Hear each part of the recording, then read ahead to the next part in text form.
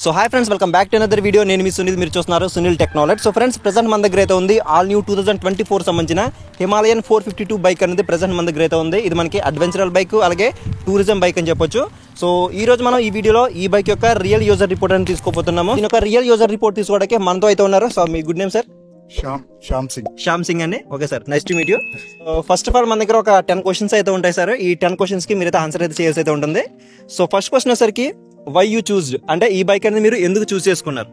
Actually basic గా నేను touring purpose నుంచి తీసుకున్నాను ఈ వెహికల్ అనేది. That to it's my dream bike. Okay, ఎప్పుడు లాంచ్ అవుతుందని చూస్తున్నాను, eagerly waiting. Finally launch the royal Enfield the great Himalayan 452. So that నేను తీసుకోవాల్సి వచ్చింది. ఓకే, సో ఈ బైక్ అనేది పర్చేజ్ చేసే ముందు మీరు ఇంకా వేరే ఏదైనా బైక్స్ చూసారా, లేకపోతే డైరెక్ట్ గా ఇదే తీసుకున్నారా? చూసాను సార్, BMW కూడా చూసాను. కానీ నాకు ఎప్పటి నుంచో అంటే మా ఫ్యామిలీలో కూడా ఇది వరకు రాయల్ ఎన్ఫీల్డ్ యూస్ చేసేవారు 1980s ఆ టైంలో. మా తాతయ్య గారి తర్వాత ఇంకా REలోనే తీసుకోవాలని చెప్పేసి నేను చూసాను. సో దట్ ఫైనల్లీ REలోనే మంచి CC బైక్ ఇచ్చాడు 452. సో ఇంకా టూరింగ్ పర్పస్ కూడా బాగుంటుందని చెప్పేసి ఇంకా తీసుకోవాల్సి వచ్చింది. సో నెక్స్ట్ క్వశ్చన్ ఏంటంటే, మీరు ఇప్పటి వరకు ఎన్ని కిలోమీటర్లు ట్రావెల్ చేశారు, అలాగే ఏదైనా లాంగ్ డ్రైవ్ ఏదైనా చేశారా? లాంగ్ డ్రైవ్ అంటే తాడేపల్లి కూడా అట్లా అక్కడ వరకు ఇటువైపు తుని అట్లా ఓవరాల్ గా ఒక 900 km అయితే మాత్రం ట్రావెల్ చేశాను నేను. మీరు ట్రావెల్ చేసినప్పుడు మీకు సస్పెన్షన్ డిపార్ట్మెంట్ లో మనకి ఫ్రంట్ సైడ్ 43mm సస్పెన్షన్ అయితే ఇచ్చారు. సో అలాగే బ్యాక్ సైడ్ మోనోషాక్ సస్పెన్షన్ అయితే ఇచ్చారు. సో సస్పెన్షన్ డిపార్ట్మెంట్ లో మీకు ఎలా అనిపించింది? అంటే మీరు ఆఫ్ రోడింగ్ చేసినప్పుడు మీకు సస్పెన్షన్ అనేది ఏదైనా హార్డ్ అనిపించడం కానీ మీరు ఏదైనా నోటీస్ చేశారా? అనిపించడానికి ఏమంటారు దాన్ని, మౌంట్ ఎక్కువ హిల్ ఏరియాకి వెళ్ళినా నథింగ్ బట్ మేము ఇక్కడ సరుగుడు వాటర్ ఫాల్స్కి వెళ్ళాం, తుని దగ్గరలో ఉన్నా. అక్కడంతా కూడా మంచి ఘాటీ రోడ్లు, మంచి స్పీడ్ టైప్ లో మౌంటైన్స్ కొంచెం. సో ఆ హిల్ ఏరియా పర్ఫెక్ట్ బైక్ అనమాట సస్పెన్షన్ లో. బై రోడ్ వెళ్తే చెప్పక్కర్లేదు.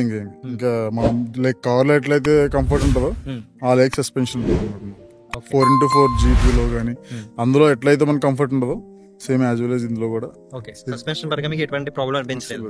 ఓకే, సో అలాగే బ్రేక్స్ కూడా మనకి ఫ్రంట్ సైడ్ 320mm డిస్క్ ఇచ్చారు, అలాగే బ్యాక్ సైడ్ ఏమో మనకి 270mm డిస్క్ ఇచ్చారు. డ్యూయల్ ఛానల్ ABS కూడా మనకి దీనిలో ప్రొవైడ్ చేశారు కాబట్టి సో మీకు బ్రేకింగ్ ఎక్స్పీరియన్స్ అనేది మీకు ఓవరాల్ గా ఎలా అనిపించింది? ఈవెన్ మనం ఒక 10 meters డిస్టెన్స్ లో చూసుకున్నా మనం ఒక 90, 100 లేదా 130 kmph స్పీడ్ లో వచ్చినా సరేను, బట్ ఒక 10 meters లో మనం ఉండి బ్రేక్ మనం డ్యూయల్ ABS కాబట్టి ఇది వెంటనే కంట్రోల్ అవడం కానీ బాగానే జరుగుతుందండి. అట్లా మనకి కొన్ని బైక్స్ అయితే సడన్ బ్రేక్ లో కొట్టిన వెంటనే స్కిడ్ అవడం అట్లా అవుతాయి.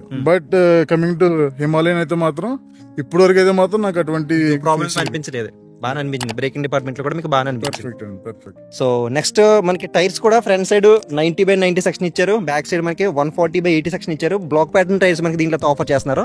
సో మనకి టైర్స్ గ్రిప్ మీకు ఎలా అనిపించింది? ఏదైనా స్కిడ్ అవడం కానీ లేదన్నా మీకు స్పిన్ వీల్ అవడం కానీ ఏదైనా అనిపించిందా మీకు? లేదు సార్, ఇప్పుడు అయితే మాత్రం ఎటువంటి స్కిడ్ అవడం కానీ.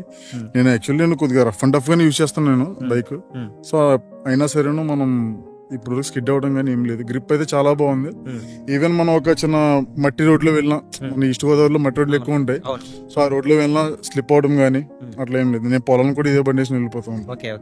సో ప్రాబ్లం ఏం లేదమ్మా. ఓకే, నెక్స్ట్ సీట్ కంఫర్ట్ అలాగే హ్యాండిల్ బార్ యొక్క కంఫర్ట్ మీకు ఎలా అనిపించింది? అంటే మీరు లాంగ్ డ్రైవ్ చేశారు కదా, సో లాంగ్ డ్రైవ్ చేసినప్పుడు మీకు బ్యాక్ పెయిన్ రావడం కానీ లేకపోతే లాంగ్ హ్యాండిల్ బార్ ఇచ్చారు కాబట్టి మనకి ఏదైనా కొంచెం అటు పర్ఫెక్ట్ అండి, ఏదైనా ఇబ్బంది అనిపించిందా? పర్ఫెక్ట్. మీరు అంటే షార్ట్ గా ఉన్న వాళ్ళకి కూడా కొద్దిగా హైట్ ఉన్న వాళ్ళకి కూడా పర్ఫెక్ట్ ఒకేలా ఉంటుంది. మన బార్ స్ట్రక్చర్ అయితే మాత్రం మన స్పైన్ కూడా ఎక్కడైనా పెయిన్ రావడం కానీ అలసట రావడం కానీ మీరు ఆరామ్సే. నేను సింగిల్ సెచ్ 250-300 km వరకు ట్రావెల్ చేశాను. అసలు ఇంత కూడా మనం ఎక్కడ కూడా బ్రేక్ తీసుకోవడం కానీ ఏమీ లేదు. ఫ్యూయల్ స్టేషన్ దగ్గర ఆగాను అంతే. సో నేను లాంగ్ స్ట్రెచ్ చేసిన కాబట్టి చెప్తున్నా. సో ఇటువంటి కూడా మనకి బ్యాక్ పెయిన్ రావడం కానీ ఇంకేం లేదు, అలసట్లేదు.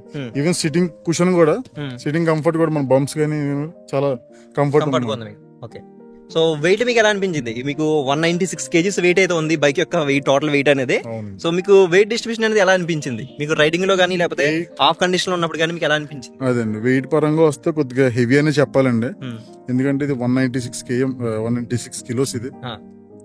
బట్ రైడింగ్ లో అయితే మాత్రం 0 అండి. అసలు రైడింగ్ లో అయితే మాత్రం మనం వెయిట్ పడుతుంది బండి మీద. మనం ఒక ఇంత డైమెన్షన్స్ లో ఇట్లా మనం ఏమంటారు టర్నింగ్ చేసినప్పుడు కానీ ఆ స్ట్రెచ్ చేసినప్పుడు కూడా మనకి వెయిట్ పడుతుందన్న థాట్ కూడా ఈజీలీ మూవ్ ఆన్ అయిపోవచ్చు.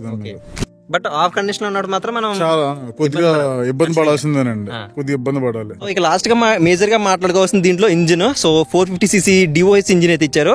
సో 40 PS పవర్ అలాగే 40 Nm టార్క్ అయితే ప్రొడ్యూస్ చేస్తుంది. సో చాలా ఎక్కువ మనకి సో పవర్ టార్క్ అయితే ప్రొవైడ్ చేస్తున్నారు. సో లిక్విడ్ కూల్ ఇంజిన్ మనకి దీంట్లో ప్రొవైడ్ చేస్తున్నారు. మీరు ట్రావెల్ చేసినప్పుడు ఇంజిన్ హీట్ అవ్వడం కానీ ఏదైనా వైబ్రేషన్స్ రావడం కానీ ఏదైనా మీరు నోటీస్ చేశారా? వైబ్రేషన్స్ ఏం లేవు కానండి, to be frank.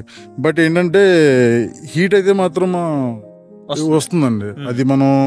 But comparing to air cooled engine, ఇది లిక్విడ్ కూల్ ఇంజిన్ కాబట్టి కంపేర్ చేసుకుంటే ఇది బెటర్ అనుకోవాలి ఈ సెగ్మెంట్ లో.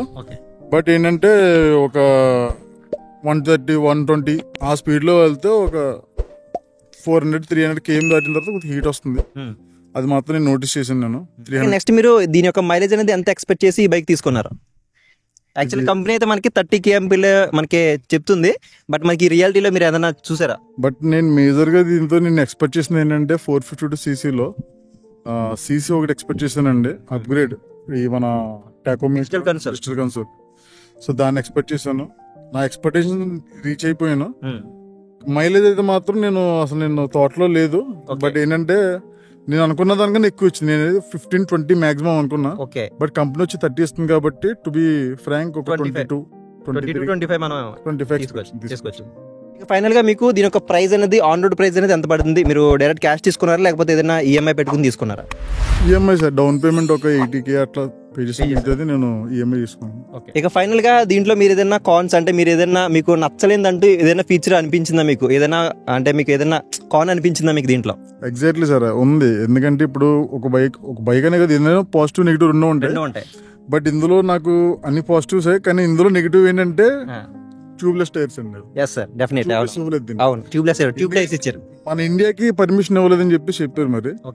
సో అదొకటి నాకు కొద్దిగా క్లాట్ ఉండిపోయింది మైండ్ లో. తర్వాత ఇది వచ్చి కొద్దిగా వైబ్రేట్ అవుతుంది, బెటర్ దెన్ 350cc ఆర్ఈలో ఇది బెటర్ అనుకోవచ్చు. బట్ కొద్దిగా లైట్ గా వైబ్రేట్ అవుతుంది ఈ మిర్రర్స్ వైబ్రేట్ అవుతుంది. మీరు ఎక్కువ టాప్ స్పీడ్ లో వెళ్తున్నప్పుడు కొంచెం వైబ్రేషన్ వస్తుంది. సో ఈ రెండు మీకు కాన్సెప్ట్ అనిపించింది. ఇంకోటి చిన్న కన్సోల్. సో ఈ కన్సోల్ లో ఏంటంటే GPS ఇందులో చూపిస్తుంది, మన నావిగేషన్ చూపిస్తుంది ఇందులో. బట్ ఏంటంటే అదే టైంలో మన నావిగేషన్ ఏదైతే మనం ఇక్కడ మ్యాప్స్ పెట్టుకుంటామో ఈ పవర్ బటన్ ఆన్ లోనే ఉండాలన్నమాట. పవర్ ఆన్ లో ఉంటేనే అది ఆన్ లో ఉంటుంది. ఆర్ఎస్ మనం ఇది లాక్ చేసిన వెంటనే ఆటోమేటిక్ గా అది కూడా ఆఫ్ అయిపోతుంది. అదొక మైనస్ అండి. ఫైనల్ గా మీరు ఈ బైక్ కి ఆ ప్రైస్ కి మీకు వర్త్ అనిపించిందా? అండ్ ఎవరైనా తీసుకోవాలనుకుంటే దీన్ని మీరు రికమెండ్ చేస్తారా? సో ఏంటి మీ ఒపీనియన్ ఫైనల్ గా దీని మీద? ఫైనల్ గా అంటే ఇది ఒక ప్యాషన్ సార్. ఆర్య అంటే రాయల్ ఫీల్ అంటే ఒక ప్రైడ్ ఫీలింగ్. సో ఆ ప్యాషన్ ఉన్న వాళ్ళు అందరూ కూడా ఇది తీసుకుంటారు. బట్ మీరు ఏమడిగారంటే ఇది రికమెండ్ చేస్తారా? ఈ ప్రైస్ ఎవరైనా ఈ ప్రైస్ సెగ్మెంట్ లో ఇంకా వేరే వాళ్ళు ఎవరైనా తీసుకుంటారంటే దీన్ని రికమెండ్ చేస్తారా? లేదండి, ఈ ప్రైస్ కి ఇది మోర్ దాన్, ఈ ప్రైస్ కి ఇది మోర్ దాన్. ఇది నిజంగా ఇది మన టౌన్ లో తిరుగుతుంటే, అమలాపురం టౌన్ లో తిరుగుతుంటే ఒక పెద్ద బుల్లా కనిపిస్తుంది అది. అవును ఖచ్చితంగా, ఎందుకంటే అలా కనిపిస్తుంది వెహికల్ కనిపిస్తుందండి. సో దట్ ఏంటంటే 3.7, 3.8 ఇట్లా అయినా తీసుకుంటే బేరబుల్ అనమాట. Okay sir, thank you so much me valuable time నాకు ఇచ్చినందుకు అండ్ ఈ బైక్ యొక్క డీటెయిల్స్ కూడా మీరు చెప్పినందుకు. So thank you so much sir. Thank you sir.